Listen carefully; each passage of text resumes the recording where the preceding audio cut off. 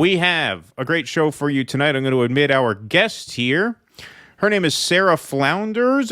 She is an anti-war activist with a rally coming up in New York City in Times Square this Saturday. She's also the editor of a new book called Sanctions, A Wrecking Ball in a Global Economy. Sara, thanks so much for making time this evening. Appreciate it. Well, thank you for the invite. Glad to be here talking. Absolutely. You know, we're glad that finally there's an anti-war rally. And that's my first question. What a because concept. I remember, I was young when the Iraq War started. I was 16 going on 17. And there weren't nearly as many anti-war protests as there should have been during that period. But there were some. I went to a few, and some of them were quite big. Nothing of the sort is happening now. Why do you think that is? What's different about this time? Well, here we are in the most dangerous moment in time. Many people, is this the start of World War III? Exactly how dangerous, how bad can it get? And the U.S. has taken on through NATO what is really a war on Russia, and at the same time, extreme threats on China, while expanding a sanctions program now against a third of the world. And all of this is to maintain its hegemony, its dominant position that is rapidly slipping.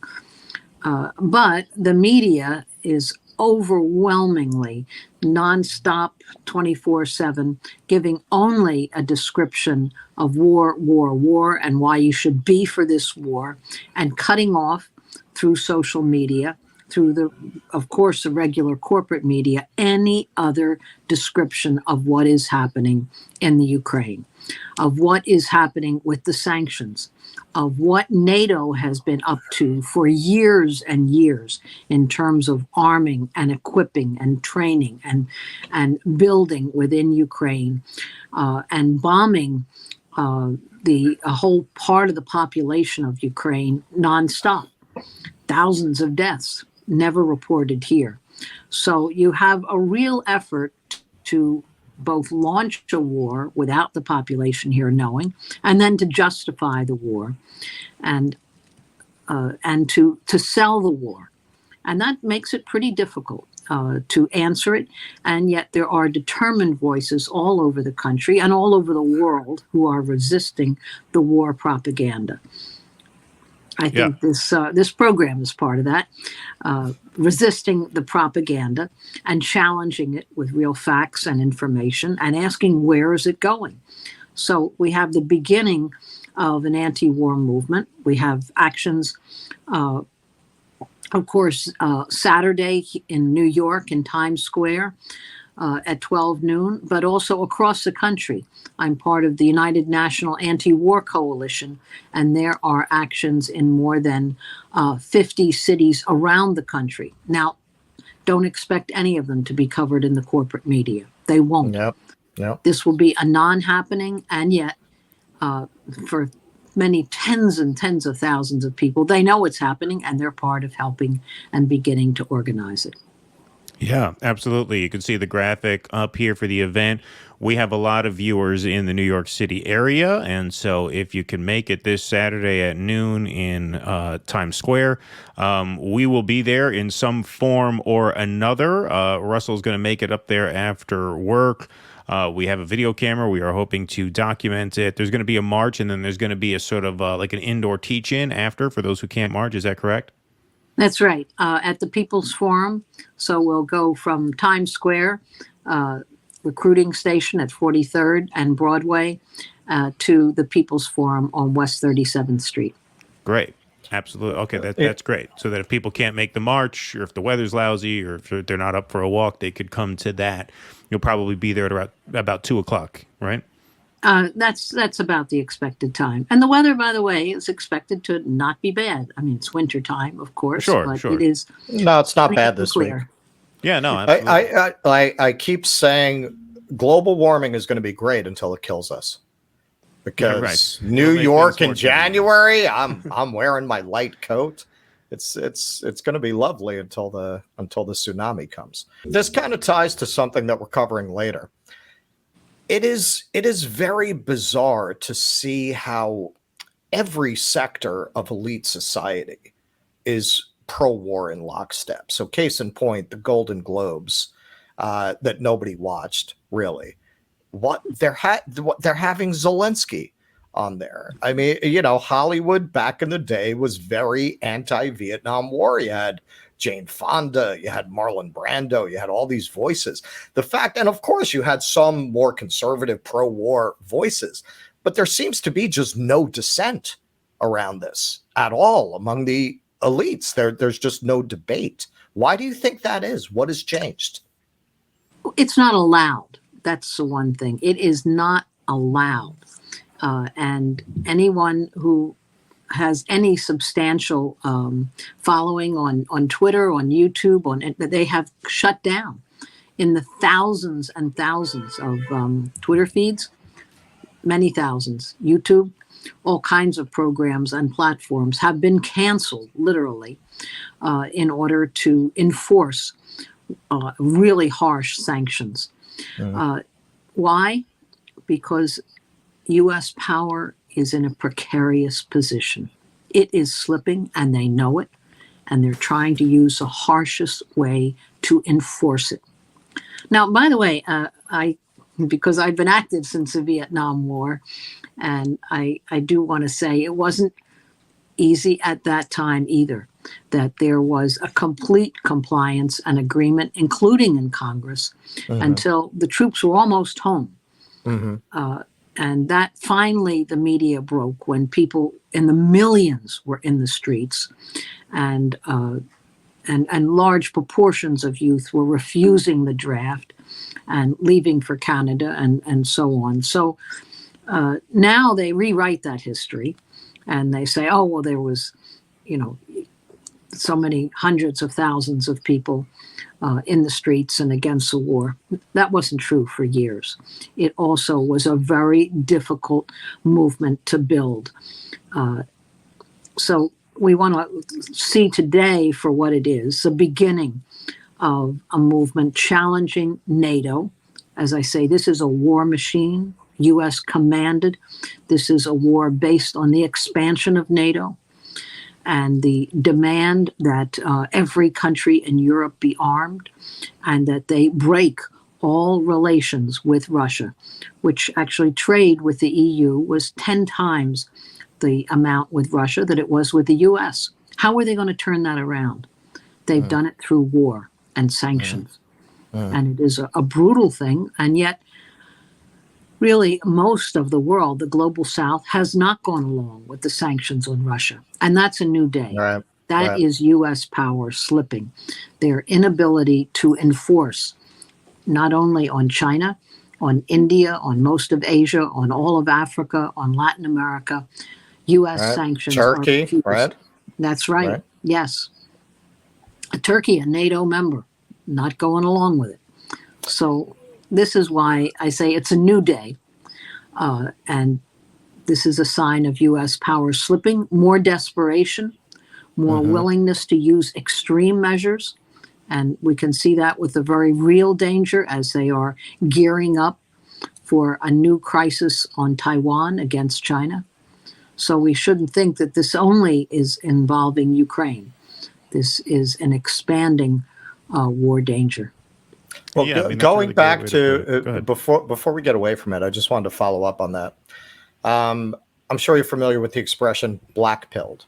Now, sometimes we are accused of that. So I kind of want to follow up on this. You're saying, or are you saying, that the position we're in today is really no worse than in the Vietnam era? We've just kind of put a patina over it, or the boomers have kind of rewritten that history to make it look like everyone was in the street, but that was a very late stage thing.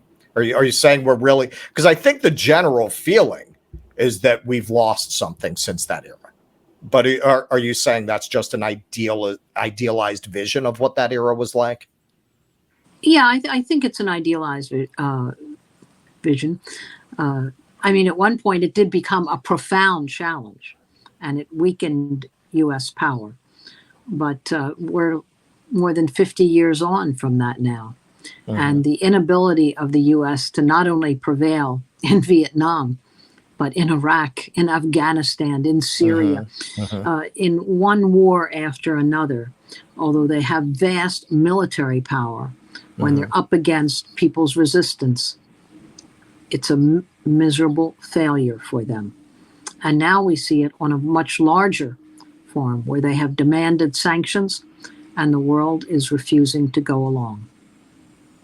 Yeah, I mean, that's a great sort of big picture way of looking at it. Short term, it seems to me, and I've said this a bunch of times on the show, I'd love to get your take on it.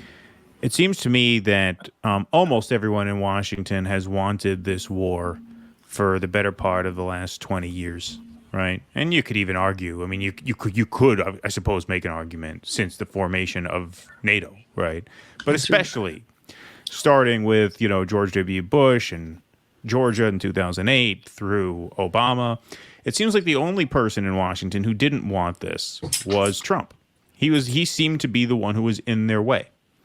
And I think part of the reason why we see such an aggressive PR effort to sell this war, part of it is because there is no national interest for us in this war. So you have to ramp up the messaging, right? You got to bring Zelensky to the Golden Globes, right? You have to sell it, because it's not like 9/11, right, where people felt there was a national interest in those wars, even though I would argue there obviously wasn't.